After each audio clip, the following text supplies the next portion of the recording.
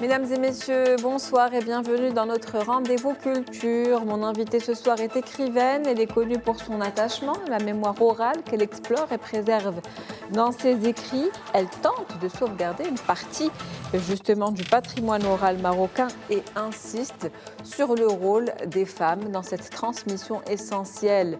Nous allons parler de son roman Mémoire d'une esclave blanche, Mebouja, un roman inspiré de faits réels, une plongée intime et détaillée dans le quotidien d'une famille aisée vue à travers les yeux de Mebouja, une esclave blanche. Dans ce roman, Fatma Shraibi fait un vibrant hommage à toutes ces femmes, esclaves, concubines ou domestiques qui, bien que spoliées de leur identité, ont été des piliers de leur foyer d'adoption, des femmes dévouées et qui ont fait partie intégrante de nombreuses familles marocaines. Fatma Shraibi, bonsoir à vous. Merci d'avoir accepté notre invitation. Je rappelle que vous êtes écrivaine. Bonsoir, merci à vous de m'avoir invitée sur votre plateau culture, que j'apprécie beaucoup. Merci d'avoir accepté cette invitation. Donc, votre roman que je tiens entre les mains, donc Mémoire d'une esclave blanche, Mebouja. Oui. Un vibrant hommage que vous faites à ces femmes, esclaves, domestiques, qui ont travaillé dans de nombreuses familles marocaines à une certaine époque et qui ont été des femmes dévouées. Pourquoi avoir décidé d'axer justement ce récit sur ces femmes-là ? Eh bien, comme vous dites, c'est effectivement de leur vivant, jamais, à mon avis, elles n'ont eu de reconnaissance. Et donc, même à titre posthume, j'ai voulu témoigner de cette reconnaissance envers elles, surtout que, comme vous dites, elles ont toujours été d'un dévouement extraordinaire et aussi d'une affection indéfectible pour nous toutes. Et c'est pour ça que j'ai voulu leur rendre cet hommage, comme vous dites. Un vibrant hommage, un roman inspiré de faits réels. Effectivement. Effectivement, il se trouve que, je ne sais pour rien, mais mon grand-père avait 4 femmes et une quarantaine de concubines et esclaves. Et quand il est mort, une grande partie est restée donc avec nous chez mon père. D'autres sont partis avec leurs enfants, déjà adultes ou mariés, mais toutes celles qui n'ont pas où aller sont restées donc avec nous. Donc j'ai vécu auprès de ces femmes. J'aimais les entendre parler de leur vécu, de leur façon, de leur ressenti surtout. Et ce qui m'a d'ailleurs souvent étonnée, alors que nous avons une autre vision de tout ce qui est esclavage, et surtout, je crois, un peu poussé à cette idée par tout ce qui est écrit sur l'esclavage américain, occidental ou autre. Et donc, j'étais un peu plus révoltée qu'elles. Mais elles ont toujours, comme j'ai dit, ce qui m'a étonnée, elles ont toujours accepté cet état de choses avec beaucoup d'abnégation et à aucun moment je n'ai entendu ni reproche, ni amertume. Un état effectivement qui a été accepté, mais à la lecture de votre roman, on sent aussi que ce sont des femmes qui se sentent appartenir à cette famille. Absolument. De manière à part entière, elles se sentent engagées. Les enfants qui naissent dans ces familles, qu'elles soient les leurs ou celles de leurs, donc on va dire amis, elles les considèrent de la même manière. Absolument, absolument. D'ailleurs, la loi est claire. Leurs mères, esclaves ou concubines, n'héritent pas, mais les enfants héritent exactement comme les enfants des femmes légitimes, exactement de la même façon. En tous les cas, dans notre famille, ça a toujours été le cas. Et mes oncles et tantes n'avaient absolument rien de différent des autres. Elles bénéficiaient du même respect, peut-être même plus parce qu'elles étaient les aînées. Et en tous les cas, à aucun moment, on a senti cette différence. Et puis, c'est clair que dans l'esclavage oriental, il y a beaucoup plus une appréciation des femmes pour le travail domestique, alors que les hommes, contrairement à l'Occident où ils sont destinés à des travaux très rudes, ils sont soit dans les gardes rapprochés, soit même dans l'armée. Ce qui fait que vraiment, il y a une grande différence entre les deux. Mais justement, déjà dans le début de ce roman, quand on parle d'une esclave blanche, on avait cette interrogation de Bouja, donc, qui se disait « mais je suis blanche, je suis issue d'une famille connue ». Elle n'avait jamais entendu parler de ce type Exactement. d'esclavagisme. Dans l'esprit de la majorité, une esclave ne pouvait pas être blanche et en plus, elle ne pouvait pas être musulmane. Parce que, comme vous savez, même si l'islam, au début, n'a pas contrecarré l'esclavage, il a interdit l'asservissement des gens du livre, qu'ils soient musulmans, juifs ou chrétiens. Et d'ailleurs, un des bienfaits les plus reconnus, c'est l'affranchissement d'un esclave quel qu'il soit. Vous avez choisi le format donc, des mémoires. Oui. On sent qu'il y a un vécu, mais qui raconte plusieurs vécus, plusieurs témoignages de femmes. Justement, pourquoi ce format-là ? Eh bien, tout simplement parce que je crois que c'est d'abord le roman permis d'inventer un petit peu, d'imaginer des choses qui auraient pu être comme ça. Ça vous donne un peu plus de liberté. Et en plus, j'ai voulu parler de certaines qui ont eu une expérience différente. Et je voulais donner une idée globale de l'ensemble de ces femmes. Je ne voulais pas laisser l'une d'entre elles à l'écart. Et en plus, comme elle dit dans le livre, des fois, elle dit « mais quelle est la différence entre ces femmes légitimes et nous ?» Elles sont enfermées comme nous, elles sont obligées de subir la volonté du maître, donc il n'y a pas vraiment sauf que, bien sûr, il y a une très, très grande différence.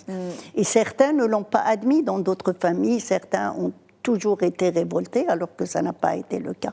Et jusqu'à leur mort, ce qui m'a souvent étonnée, ils parlent de leur maître comme si c'était la 8e merveille du monde, quoi. Absolument, même après la mort même du après maître sa mort. lui-même. Et puis, franchement, une fois, d'ailleurs, vous le savez, depuis le protectorat, l'esclavage avait été aboli. Et bien sûr, même si on leur a dit, ça y est, vous êtes libres, elles n'avaient pas où aller. C'est un point important. Elles ont obtenu leur liberté après la mort de Sidi, donc leur maître, mais elles ont décidé de rester. Eh bien sûr, elles ont été, pour la plupart, enlevées très jeunes à leur foyer et ne se rappellent. Et puis ils ont traversé plusieurs endroits et ne se rappellent pas de l'endroit d'où elles viennent. Et quand elles se rappellent, elles ne veulent pas revenir à un passé, peut-être par crainte.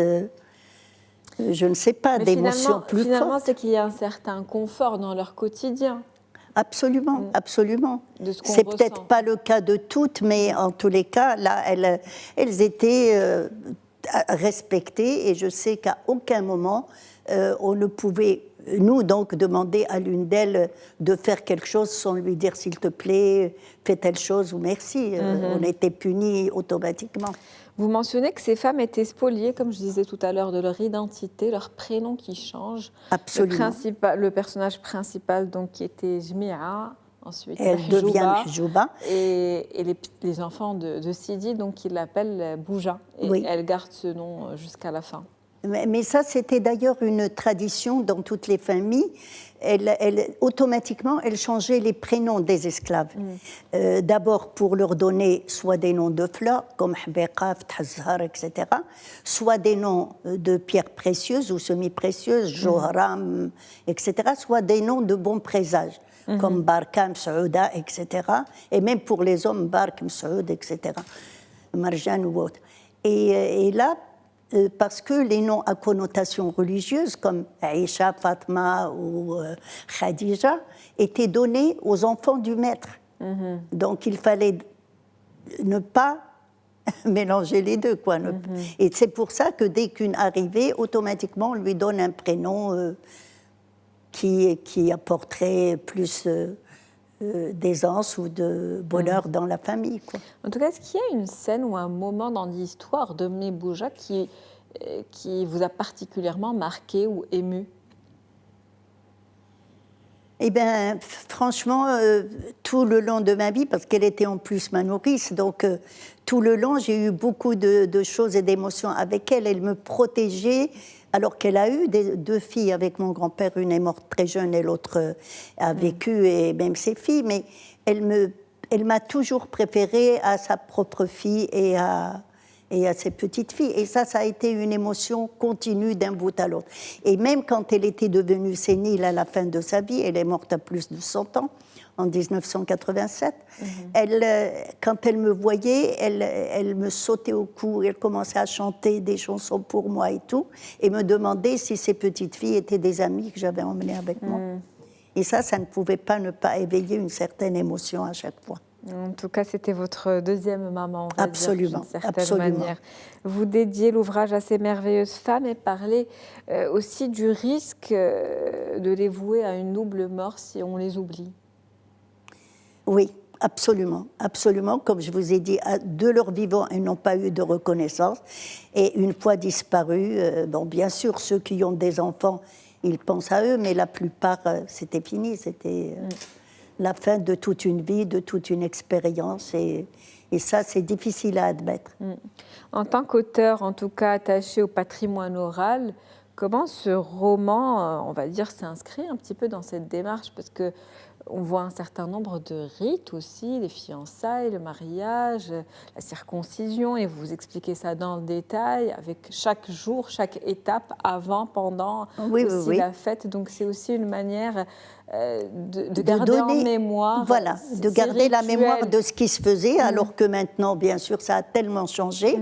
Et je sais, j'en parle un peu, parce que je voyais comment Mibouja et les autres étaient offusqués à chaque fois qu'on faisait quelque chose différemment de la façon dont ça se faisait avant. Et c'est comme ça que j'ai pu avoir une idée de ce qui se faisait auparavant.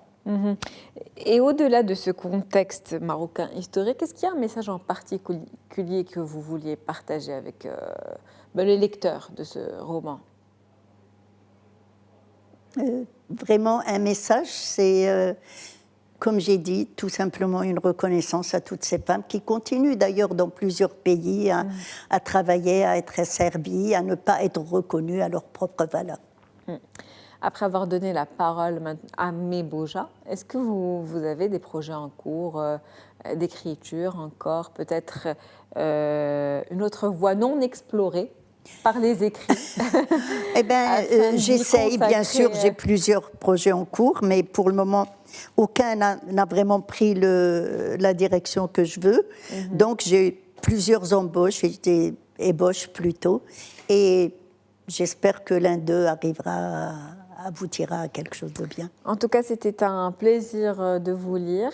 Merci. J'aimerais partager vos autres travaux avec nos téléspectateurs dans Les Jardins d'antan, l'un de vos écrits également.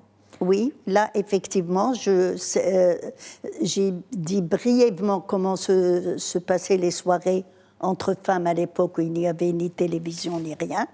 Et j'ai essayé de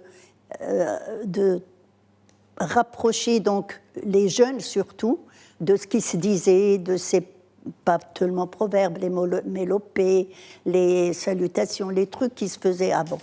Vous avez aussi un livre d'expression poétique. Oui. Et on a hâte de lire vos prochains travaux. En tout cas, merci beaucoup. C'est un plaisir de vous avoir avec nous ce soir. Merci beaucoup. Merci beaucoup, madame. C'est la fin d'Invité Culture pour ce soir. Je vous souhaite une très bonne soirée.